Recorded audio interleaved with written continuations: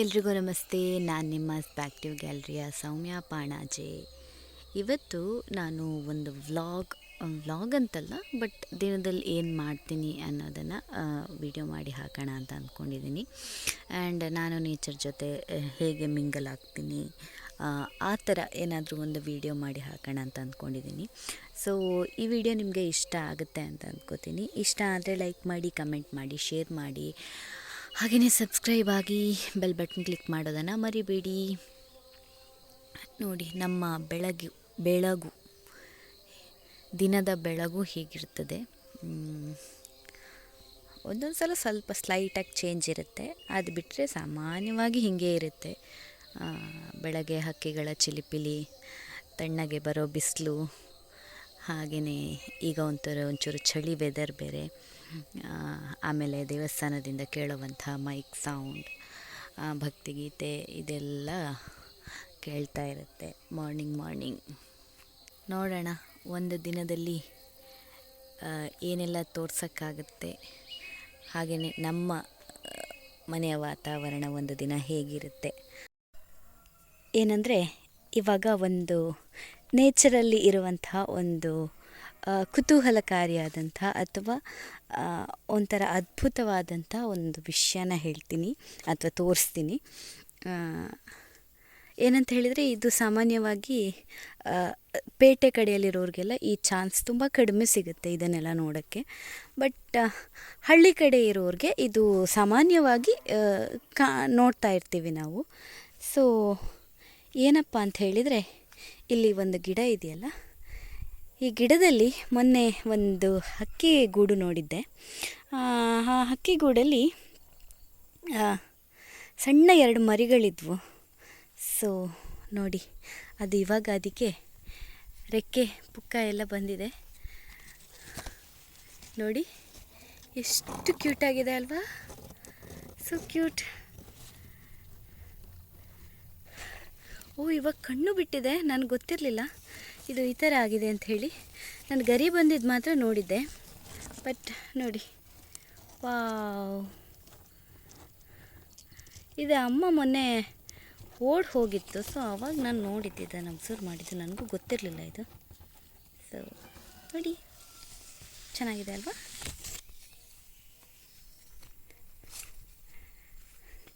S, ಇದು ನೋಡೋಕ್ಕೆ ದೊಡ್ಡ ಗಿಡನೂ ಏನೂ ಅಲ್ಲ, ತುಂಬ ಸಣ್ಣ ಗಿಡ. ನೋಡಿ, ಇಷ್ಟೇ ಸಣ್ಣ ಗಿಡದಲ್ಲಿ ಇರೋದು.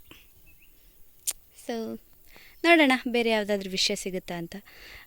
ಬೇರೆ ವಿಷಯ ಸಿಕ್ಕಿದರೆ ಅದಕ್ಕೆ ಆ್ಯಡ್ ಮಾಡ್ತಾ ಹೋಗ್ತೀನಿ.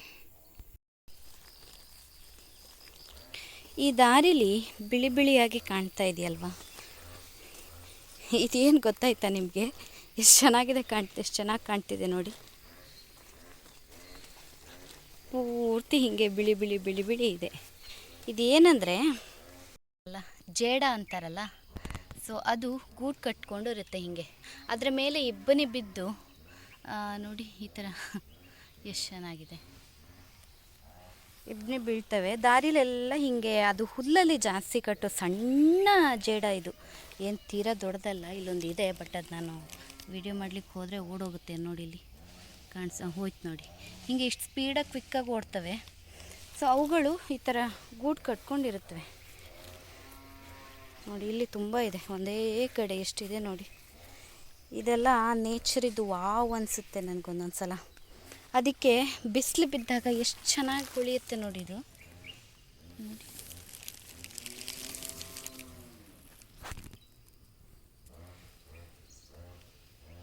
ಇದಕ್ಕೆಲ್ಲ ಯಾರು ಹೇಳ್ಕೊಟ್ಟವರು ಹೀಗೆ ಮನೆ ಕಟ್ಟಿ ಈ ಥರ ಪ್ರೊಟೆಕ್ಟ್ ಆಗಿರಿ ಅಂತ ಹೇಳಿ? ನಿಜ ಹೇಳಬೇಕಂದ್ರೆ, ನಾವು ಇವುಗಳಿಂದ ತಗೊಂಡಿದ್ದು, ಇವುಗಳ ಭಿಕ್ಷೆಯಲ್ಲಿ, ನೇಚರ್ನ ಭಿಕ್ಷೆಯಲ್ಲಿ ನಾವು ಬದುಕ್ತಾ ಇದ್ದೀವಿ ಬಹುಶಃ. ನೋಡಿ, ಈ ಥರ ಎಲ್ಲ ಫುಲ್ ಅದೇ ಥರ ಇದೆ ರೋಡ್ ದಾರಿಲೆಲ್ಲ ಹೀಗೆ. ನೋಡೋಕ್ಕೆ ದೂರದಿಂದೆಲ್ಲ ಚೆನ್ನಾಗಿ ಕಾಣಿಸುತ್ತೆ, ಆದರೆ ಇಲ್ಲಿ ಬಂದೇ ನೋಡಿದರೆ ಅದು ಇನ್ನೊಂದು ಥರದ್ದು ಮಜಾ ಬೇರೆ. ನೋಡಿ ಇಲ್ಲಿ, ಕಾಣಿಸಲ್ಲ, ಬಹುಶಃ ಅದು ಓಡೋಗ್ತವೆ ಬೇಗ. ಹಾಂ ನೋಡಿ ಹಿಂಗಿದೆ.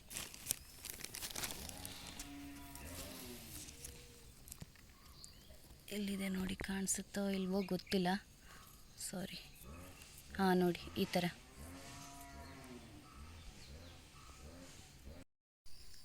ಇಲ್ಲೊಂದು ಗಿಡ ತೋರಿಸ್ತಾ ಇದ್ದೀನಲ್ಲ, ಇದು ಆ್ಯಕ್ಚುಲಿ ಕಾಡು ಗಿಡ. ಇದರಲ್ಲಿ ಮುಳ್ಳೇನಿಲ್ಲ, ನಾರ್ಮಲಾಗಿ ಇದನ್ನು ಚೆನ್ನಾಗಿ ಮುಟ್ಬೋದು. ಅದರಲ್ಲಿರೋ ಹೂ ನೋಡಿ, ಇದು ನೋಡಿ, ಇದು ಇನ್ನೂ ಅರಳಿಲ್ವೋ ಅಥವಾ ಅರಳಿ ಜಾಸ್ತಿ ಅರಳಿ ಬಿಸಿಲಿಗೆ ಬಾಡಿ ಹೋಗಿದೆಯೋ ಏನೋ ಗೊತ್ತಿಲ್ಲ. ಬಟ್ ನೋಡಿ ಈ ಥರ ಇದೆ ಹೂ, ಎಷ್ಟು ಚೆನ್ನಾಗಿದೆ ನೋಡಿ ಅಲ್ವಾ. ಇದೇ ಥರದ್ದು ಇನ್ನೊಂದು ಹೂ ತೋರಿಸ್ತೀನಿ, ಆದರೆ ಗಿಡ ಬೇರೆ, ಅದರದ್ದು ಕಾಂಬಿನೇಷನ್ ನೋಡಿ. ಈ ವಿಡಿಯೋದ ನೆಕ್ಸ್ಟ್ ಹಾಕಿರ್ತೀನಿ ನಾನು. ಚೆನ್ನಾಗಿದೆ ಅಲ್ವಾ. ಇದನ್ನು ಯಾರು ಹೇಳ್ತಾರೆ ಕಾಡು ಹೂ ಅಂತೇಳಿ? ಅಯ್ಯೋ, ತುಂಬ ಚೆನ್ನಾಗಿದೆ ನೋಡಿ. ಇನ್ನೊಂದು ಮುಳ್ಳಿನ ಗಿಡ ಅಂತ ಹೇಳಿದ್ನಲ್ಲ, ಇದು ನೋಡಿ ಈ ಥರ. ಅಯ್ಯೋ, ಕಾಣಿಸ್ತಿಲ್ಲ ಅನಿಸುತ್ತೆ ಬಹುಶಃ. ನೋಡಿ ಈ ಥರ ಮುಳ್ಳಿರುತ್ತೆ ಇದರಲ್ಲಿ, ಈ ಥರ ಮುಳ್ಳಿರುತ್ತೆ ನೋಡಿ, ಸಣ್ಣ ಸಣ್ಣದು. ಬಟ್ ಅದು ದೊಡ್ಡದಿರುತ್ತೆ. ಇವಾಗ ನನಗೆ ಅದನ್ನು ತೋರ್ಸೋಕ್ಕೆ ಇಲ್ಲಿ ಮುಳ್ಳಿತ್ತು ಇದು ಕಾಣಿಸ್ತಾ ಇಲ್ಲ ನೋಡಿ. ಇಲ್ಲೆಲ್ಲ ಇದೆ, ಇದೇ ಥರ ಇದೆ ನೋಡಿ. ಇದ್ರದ್ದು ಹೂ ನೋಡಿ ಎಷ್ಟು ಚೆನ್ನಾಗಿದೆ ನೋಡಿ. ಇದನ್ನು ಯಾರಾದರೂ ಕಾಡಿನ ಹೂ ಅಂತ ಹೇಳ್ತಾರೆ ನೋಡಿ. ಇಲ್ಲೊಂದು ಬಿಟ್ಟಿದೆ, ಇಲ್ಲಿ ಅದರಲ್ಲೂ ಏನೋ ಒಂದು ಕೂತಿದೆ ನೋಡಿ, ಸ್ಪೈಡರ್. ಇದನ್ನು ಯಾರಾದರೂ ಕಾಡಿನ ಹೂ ಅಂತಾರ. ಎಷ್ಟು ಚೆನ್ನಾಗಿದೆ, ಸೇಮ್ ನೋಡಿ. ಆವಾಗ ಏನು ನೋಡಿದ್ವಲ್ಲ ಅದೇ ಹೂ, ಅದೇ ಥರ ಇದೆ ಹೂವು. ಆದರೆ ನಡುವಲ್ಲಿ ಒಂಚೂರು ಅದ್ರೇನು ಕೇಸರ ಅಂತೇನೋ ಹೇಳ್ತಾರಲ್ಲ, ಅದರಲ್ಲಿ ಮಾತ್ರ ಸ್ವಲ್ಪ ಚೇಂಜ್ ಇದೆ ಅಷ್ಟೇ. ಅದು ಬಿಟ್ಟರೆ ಎಲ್ಲನೂ ಒಂದೇ ಥರ ಇದೆ. ಹೀಗೆ ಇಲ್ಲಿ ಇನ್ನೊಂದು ಮುಳ್ಳಿನ ಗಿಡ ಸಿಕ್ಕಿದೆ ನನಗೆ. ಇದು ನಮ್ಮ ಕಡೆ ತುಂಬ ಉಂಟು, ಆದರೆ ಉಪಯೋಗಕ್ಕೇನು ಬರ್ತದೆ ಅಂತ ಹೇಳ್ತಾರೆ. ಬಟ್ ನಾನು ಇನ್ನೂ ಯೂಸ್ ಮಾಡಿಲ್ಲ, ಅಥವಾ ನಮ್ಮ ಮನೆಯಲ್ಲಿ ಇನ್ನೂ ಯೂಸ್ ಮಾಡಿಲ್ಲ. ಬರ್ಬೋದೇನೋ ಬಹುಶಃ ಉಪಯೋಗಕ್ಕೆ, ನನಗೆ ಗೊತ್ತಿಲ್ಲ. ನನಗೇನಾದರೂ ಗೊತ್ತಿದ್ದರೆ ಆಮೇಲೆ ಬೇರೆ ವಿಡಿಯೋದಲ್ಲಿ ತಿಳಿಸ್ತೀನಿ. ಏನಂತ ಹೇಳಿದರೆ, ಇದು ನಮ್ಮ ಕಡೆ ತುಳುವಲ್ಲಿ ಚೀಮುಳ್ಳು ಅಂತಾರೆ ನೋಡಿ. ಚೆನ್ನಾಗಿದೆ ಈ ಹೂವೆಲ್ಲ ನೋಡುವಾಗ, ತುಂಬ ಖುಷಿ ಆಗುತ್ತದೆ. ಆದರೆ ಎಂತಂತ ಹೇಳಿದರೆ, ಮುಳ್ಳು ಅಂದರೆ ಮುಳ್ಳು, ತುಂಬ ಮುಳ್ಳು, ಹೆವಿ ಮುಳ್ಳು ಇದು ನೋಡಿ. ಈ ಥರ ಈ ಥರ ಇದೆ ನೋಡಿ. ಇಷ್ಟು ಮುಳ್ಳು, ಸಣ್ಣ ಮುಳ್ತಾಗಿದ್ರೂ ಅದು ತುಂಬ ಒಳಗೆ ಇಳಿದು ನೋವು ಮಾಡಿಬಿಡುತ್ತೆ. ಸೊ ಹಾಗಾಗಿ ಇದರಿಂದ ನಾವು ಸ್ವಲ್ಪ ಕೇರ್ಫುಲ್ಲಾಗಿರಬೇಕು. ಇದು ಎಂತಕ್ಕೂ ಉಪಯೋಗಕ್ಕೆ ಬರ್ತದೆ ಅಂತ ಹೇಳ್ತಿದ್ರು ಅಮ್ಮ, ನನಗೆ ನೆನಪಿಲ್ಲ. ನೋಡೋಣ, ನೆನಪಾದರೆ ಇನ್ನೊಂದು ವೀಡಿಯೋದಲ್ಲಿ ಹೇಳ್ತೀನಿ. ಮತ್ತು ಇದು ಬೆಳೆಯೋದು ನೋಡಿ, ಈ ಥರ ಒಟ್ಟು ಬೆಳೆದು ಬಿಡುತ್ತೆ. ಒಂದು ಪೊದೆ ಥರ ಬೆಳೆಯುತ್ತೆ, ಅದನ್ನು ತೆಗೆಯೋದು ಕಷ್ಟ. ಮತ್ತು ಒಂದು ಸಲ ನೀವು ಕಡ್ದು ಹಾಕಿದರೂ ಕೂಡ ಮತ್ತೆ ಮತ್ತೆ ಮತ್ತೆ ಹುಟ್ಕೊಂಡು ಬರ್ತದೆ. ಸೊ ಇದನ್ನು ಅಳಿಸೋದು ಸ್ವಲ್ಪ ಕಷ್ಟನೇ. ಅಳಿಸ್ಬೇಕು ಅಂತೇನಿಲ್ಲ, ಆದರೂ ಒಂದೊಂದು ಸಲ ಏನಾಗ್ತದೆ ಅಂತ ಹೇಳಿದರೆ, ತೋಟಕ್ಕೆಲ್ಲ ಬರ್ತದಲ್ಲ, ಸೊ ಆವಾಗ ನಮಗೆ ಬೇರೆ ಕೆಲಸಕ್ಕೆಲ್ಲ ಅಡ್ಡಿ ಆಗ್ತದೆ. ಎಷ್ಟು ಚೆನ್ನಾಗಿದೆಯಲ್ಲ ಹೂ ನೋಡಿ. ಈ ಥರ ಇದೆ. ಮುಳ್ಳು ಅಂದರೆ ಮುಳ್ಳು ಮುಳ್ಳು ಮುಳ್ಳು ಮುಳ್ಳು, ಫುಲ್ ಮುಳ್ಳು.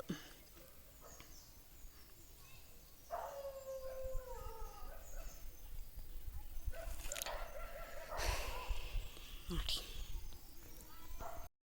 ಹಾಂ, ಇನ್ನೊಂದು ಇದು ತೋರಿಸ್ಲಿಕ್ಕೆ ಮರ್ತುಬಿಟ್ಟೆ. ಇದು ಕಾಯಿ ಇದೆಯಲ್ಲ, ಇದ್ರದ್ದು ಕಾಯಿ ನೋಡಿ. ಈ ಕಾಯಿ ಇದು ದೊಡ್ಡದಾಗ್ತದೆ. ಇದು ದೊಡ್ಡದಾದ್ಮೇಲೆ ಅದನ್ನು ಅದರೊಳಗೆ ಒಂದು ಕಪ್ಪು ಕಾಯಿ ಇರುತ್ತೆ ನೋಡಿ. ಈ ಥರ ಸೌಂಡ್ ಬರುತ್ತೆ. ನಾವು ಸಣ್ಣರುವಾಗ ಈ ಥರ ಜಾಸ್ತಿ ಮಾಡ್ತಾಯಿದ್ವಿ, ಆಟಕ್ಕೆಲ್ಲ ಉಪಯೋಗ ಮಾಡ್ತಾಯಿದ್ವಿ. ಈ ಒಳಗೆ ಇದೇನಿದೆಯಲ್ಲ, ಈ ಕಾಯಿ, ಇವು ಕಪ್ಪಾಗ್ತದೆ ಆಮೇಲೆ, ಇದು ದೊಡ್ಡ ಆದಮೇಲೆ. ಇಲ್ಲೊಂದಿದೆ ನೋಡಿ, ಚೆನ್ನಾಗಿದೆಲ್ಲ ಸೌಂಡು. ಈ ಹೂವನ್ನು ಕಾಡು ಕೇಪಳೆ ಅಂತಾರೆ, ಕೇಪಳ ಹೂವು ಅಂತಾರೆ ತುಳುವಲ್ಲಿ. ಕನ್ನಡದಲ್ಲಿ ಏನಂತಾರೆ ಗೊತ್ತಿಲ್ಲ, ಕಿಸ್ಕಾರ ಅಂತಾರೆ ಬಹುಶಃ, ಇದೆ ಅನಿಸುತ್ತೆ. ಕಿಸ್ಕಾರ, ಕಾಡು ಕಿಸ್ಕಾರ ಅಂತೇನೋ ಸಮಥಿಂಗ್ ಅಂತಾರೆ. ಇದರಲ್ಲಿ ಸಾಮಾನ್ಯವಾಗಿ ಈ ಹೂವಲ್ಲಿ 4 ಎಸಳುಗಳಿರೋದು. ಎಲ್ಲ ಹೂವಲ್ಲೂ ಇದು ಹೀಗೆ ಗೊಂಚಲಾಗಿ ಬಿಡುತ್ತೆ. ನೋಡಿ ಎಲ್ಲದರಲ್ಲೂ 4 ಎಸಳುಗಳೇ ಇರೋದು. ಆದರೆ ಇವತ್ತೊಂದು ನಾನು ಅಬ್ಸರ್ವ್ ಮಾಡಿದೆ ನೋಡಿ, ಇಲ್ಲಿ ಇದೊಂದರಲ್ಲಿ ಈ ಒಂದು ಹೂವಲ್ಲಿ ಮಾತ್ರ ನೋಡ್ತಾ ಇದ್ದೀರಾ 3 ಎಸಳಿದೆ. ಇದು ನಾನು ಕಿತ್ತು ಹಾಕಿಲ್ಲ, ಏನೂ ಮಾಡಿಲ್ಲ, ಖಂಡಿತವಾಗ್ಲೂ ಆ ಥರ ನಾನು ಏನು ಮಾಡಲ್ಲ. ನೋಡಿ ಇದರಲ್ಲಿ 3 ಎಸಳು ಮಾತ್ರ ಇರೋದು ನೋಡಿ. ಇದರಲ್ಲಿ ಇದೇ ಇದರಲ್ಲಿ ಹೂವಲ್ಲಿ ಇನ್ನೊಂದು 5 ಎಸಳು ಕೂಡ ಬರುತ್ತೆ. ಅದು ಇನ್ನೊಂದು ದಿನ ಯಾವಾಗಾದ್ರೂ ಸಿಕ್ಕಿದರೆ ನಿಮಗೆ ತೋರಿಸ್ತೀನಿ. ಇವಾಗ ನೋಡಿ ಇದನ್ನು ನೋಡ್ಕೊಳ್ಳಿ, 3 ಎಸಳಿನ ಹೂವು. ಎಲ್ಲನೂ 4 ಎಸಳಿದೆ, ಆದರೆ ಇದೊಂದು ಮಾತ್ರ 3 ಎಸಳಿದೆ. ಈ ಥರ ಪ್ರಕೃತಿಯಲ್ಲಿ ಆವಾಗವಾಗ ಅದ್ಭುತಗಳು, ವಿಸ್ಮಯಗಳು, ಆಮೇಲೆ ಮ್ಯಾಜಿಕ್, ಜಾದು ಅಂತೀವಲ್ಲ, ಅದೆಲ್ಲ ಆಗ್ತಾಯಿರುತ್ತೆ. ಆವಾಗವಾಗ ನಾವು ನೋಡ್ತಾ ಇರಬೇಕು ಇದನ್ನೆಲ್ಲ, ಮಾನಸಿಕ ಖುಷಿಯಾಗೋದಕ್ಕೆ. ಕಾಡಿಗೆ ಹಪ್ಪಳದಲ್ಲಿ 5 ಎಸಳು ಹೂ ಇರುತ್ತೆ ಅಂತ ಹೇಳಿದ್ನಲ್ಲ, ನನಗೆ ಆ್ಯಕ್ಚುಲಿ ಇವತ್ತೇ ಸಿಕ್ಕಿದೆ ನೋಡಿ. ಇಲ್ಲಿ ಟಡಾಂಗ್ 5 ಎಸಳಿದ್ದು ನೋಡಿ. ಇದು 3 ಮತ್ತು 5, 3, 4, 5, 3 ಮತ್ತು 5 ಎಸಳು ತುಂಬ ಅಪರೂಪ. ಆದರೆ 4 ಎಸಳು ಮಾತ್ರ ಜಾಸ್ತಿ ಇರುತ್ತೆ ನೋಡಿ. ಒಂದೇ ದಿನದಲ್ಲಿ 3 ಎಸಳು ಮತ್ತು 4 ಎಸಳು, 5 ಎಸಳು ಹೂವನ್ನು ನೋಡಿದೆ. ಇದು ನನ್ನಮ್ಮ ಯಾವಾಗಲೂ ಕೆಲಸಕ್ಕೆ ಹೋಗುವಂಥ ದಾರಿ. ನಾವಿವಾಗ ದನಕ್ಕೆ ಮುಳಿ ಹುಲ್ಲು ತರಲಿಕ್ಕೆ ಹೋಗ್ತಾಯಿದ್ದೀವಿ. ಬಹುಶಃ ಕರಾವಳಿಯವರಿಗೆ ಮುಳಿ ಹುಲ್ಲು ಅಂದರೆ ಸಾಮಾನ್ಯವಾಗಿ ಪರಿಚಯ ಇರ್ತದೆ. ಯಾಕಂತೇಳಿದರೆ ಹಳೆ ಕಾಲದಲ್ಲಿ ಅದೇ ಹುಲ್ಲನ್ನು ಉಪಯೋಗಿಸಿ ಮನೆಯ ಮಾಡು ಅಂತ ಹೇಳ್ತಾರಲ್ಲ, ಏನು ಹೇಳ್ತಾರೆ, ಛಾವಣಿ ಬಹುಶಃ, ಹಾಂ, ಆ ಥರ ಮಾಡ್ತಾಯಿದ್ರು. ಅದನ್ನು ಉಪಯೋಗಿಸ್ಕೊಂಡು ಮಾಡ್ತಾಯಿದ್ರು. ಇವಾಗ ನಿಮಗೆ ಹಂಚಿನ ಮನೆ ಅಥವಾ ಟೆರೇಸ್ ಮನೆಗಳು ಬಂದಿರೋದ್ರಿಂದ ಹುಲ್ಲಿನ ಮನೆಗಳು ತುಂಬ ಕಡಿಮೆ ಸಿಗ್ತವೆ, ಕಾಣಲಿಕ್ಕೆ ತುಂಬ ಕಡಿಮೆ ಸಿಗ್ತದೆ ಅನ್ನೋದಕ್ಕಿಂತಲೂ ಇಲ್ಲವೇ ಇಲ್ಲ ಅಂತ ಅನ್ಬೋದು.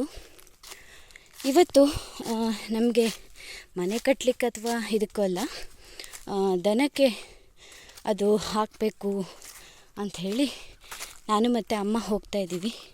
ಆ್ಯಕ್ಚುಲಿ ತುಂಬ ದೂರ ಇದೆ ಇದು.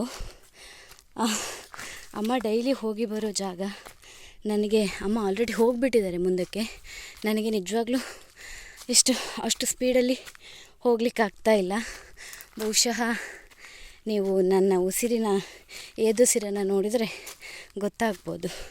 ಯಾಕಂತ ಹೇಳಿದರೆ ಅವ್ರಿಗೆ ಹೋಗಿ ಹೋಗಿ ಹೋಗಿ ಪ್ರಾಕ್ಟೀಸ್ ಇರುತ್ತೆ.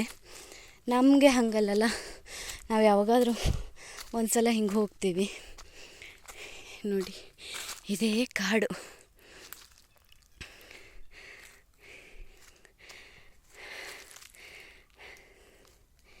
ಹೀಗೆ ಹೋಗಬೇಕು. ಅದಕ್ಕೆ ಮುಳಿ ಹುಲ್ಲು ತರೋಣ ಅಂತ ಹೋಗ್ತಾ ಇದ್ದೀವಿ.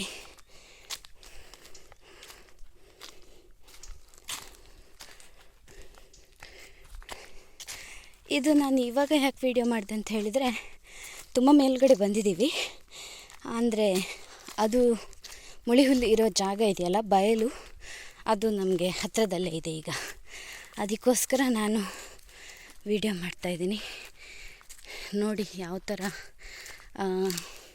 ಬಳ್ಳಿಗಳು ಬಂಧವನ್ನು ಬೆಳೆಸ್ತಿದೆ ಅಂಥೇಳಿ.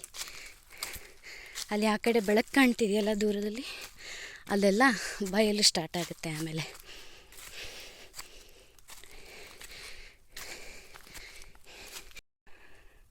ಅಲ್ಲಿಂದಾಗ ಬಂದ್ವಿ.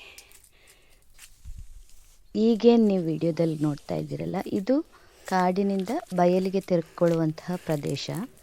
ಇಲ್ಲಿಂದ ಆ ಮುಳಿ ಹುಲ್ಲು ಏನಿದೆ ಅದ್ರದ್ದು ಜಾಗ ಸ್ಟಾರ್ಟ್ ಆಗುತ್ತೆ.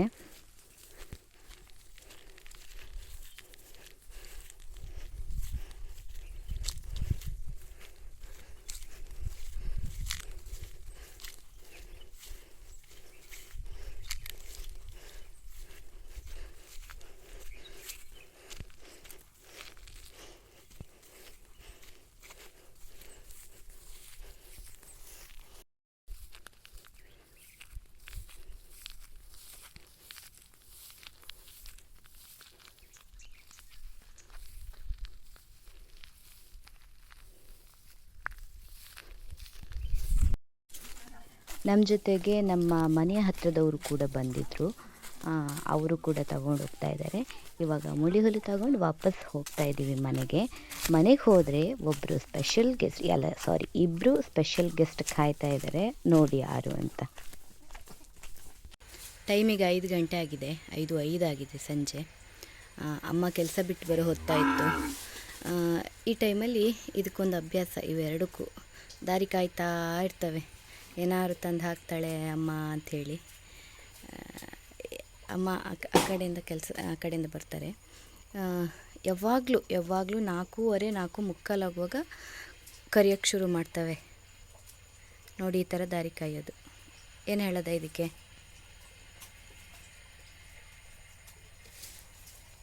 ಇಲ್ಲ ನನ್ನ ಕೈಯಲ್ಲಿ ಏನೂ ಇಲ್ಲ. ಇಲ್ಲ ಏನೂ ಇಲ್ಲ ನನ್ನ ಕೈಲಿ.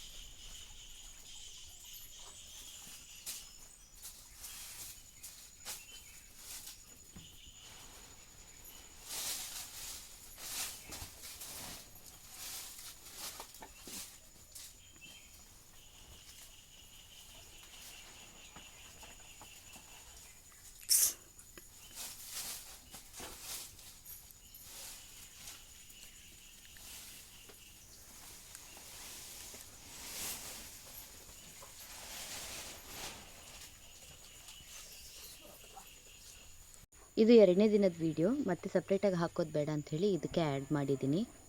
ನೋಡಿ, 5:01 ಆಗಿದೆ ಇವತ್ತು. ಆ ಕಡೆ ನೋಡಿ ಕಾಯ್ತಾ ಇದೆ ನೋಡಿ.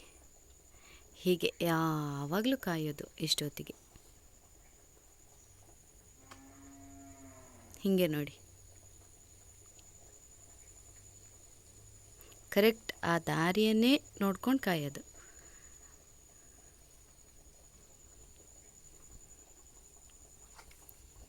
ಕೆಲವೊಂದು ಸಲ ಅನಿಸುತ್ತೆ ಮನುಷ್ಯನಿಗಿಂತ ಪ್ರಾಣಿಗಳ ಪ್ರೀತಿನೇ ಹೆಚ್ಚು ವ್ಯಾಲ್ಯೂಯಬಲ್ ಅಂತ. ತುಂಬ ಸಲ ಅನಿಸಿದೆ ನನಗೆ. ಊರಲ್ಲಿದ್ದಾಗಂತೂ ತುಂಬ ಸಲ ಅನಿಸುತ್ತೆ. ಯಾಕಂತೇಳಿದರೆ ಅವುಗಳು ಪ್ರೀತಿ ಕೊಡೋದು ನಿಷ್ಕಲ್ಮಶವಾಗಿರುತ್ತೆ. ಒದಿಬೇಕಂದ್ರೆ ಒದಿಯುತ್ತೆ, ಹಾಯಬೇಕಂದ್ರೆ ಹಾಯುತ್ತೆ. ಅದೇ ಬಂದು ಮುದ್ದು ಮಾಡಬೇಕು ಅಂತ ಹೇಳಿದ್ರೆ ಮುದ್ದು ಮಾಡುತ್ತೆ. ಸೊ ಹಾಗಾಗಿ ಮನುಷ್ಯನಿಗಿಂತ ಪ್ರಾಣಿಯ ಪ್ರೀತಿನೇ ಜಾಸ್ತಿ ನೋಡಿ.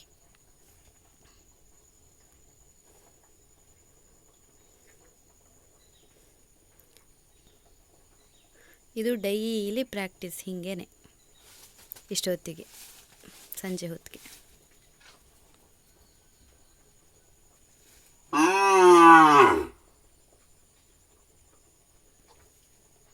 ಅವುಗಳಿಗೆ ಹೆಂಗೆ ಗೊತ್ತಾಗುತ್ತೆ ಇದೇ ಟೈಮು ಇಷ್ಟೇ ಹೊತ್ತು ಅಂತ ನೋಡಿ.